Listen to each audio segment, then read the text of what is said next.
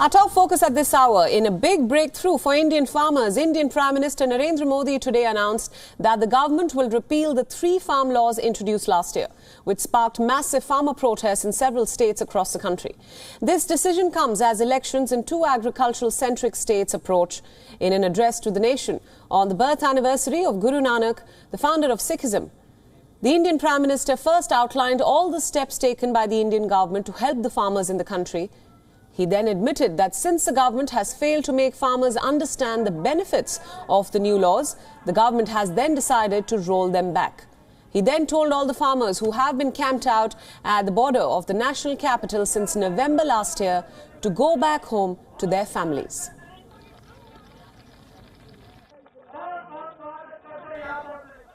आज मैं आपको, पूरे देश को ये बताने आया हूं कि हमने 3 कृषि कानूनों को वापस लेने का, रिपील करने का निर्णय लिया है।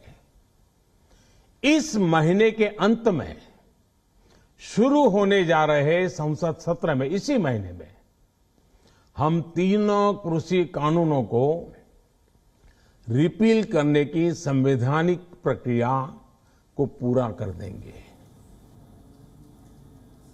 So what are the farm laws in questions as of now? First is the Farmers' Produce Trade and Commerce Act. The law allows farmers to sell produce outside agriculture produce market committees. And the second one is the Farmers' Empowerment and Protection Agreement of Price Assurance and Farm Services Act. This one allows farmers to do contract farming and market their produce freely. The third one is the Essential Commodities Amendment Act, an amendment to the existing Essential Commodities Act.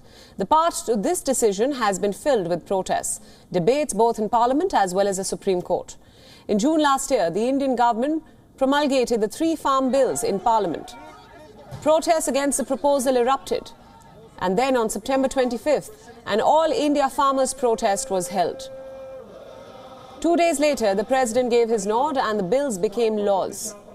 On November 26, farmers across India marched towards the national capital in protest. In December, the government held multiple rounds of talks with farmer unions, but the talks remained inconclusive.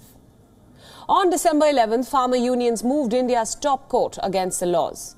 In January this year, the Supreme Court stayed the implementation of the laws and set up a committee to make recommendations on the laws after talking to all stakeholders.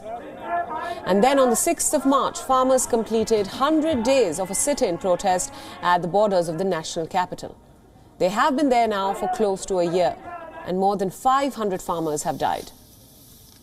Farmer unions argue that the laws would expose them to unfair competition with corporate giants and would also deprive them of their assured earnings. Prime Minister Modi also announced the formation of a new committee comprising experts to ensure that decisions on issues related to agriculture are more effective and transparent.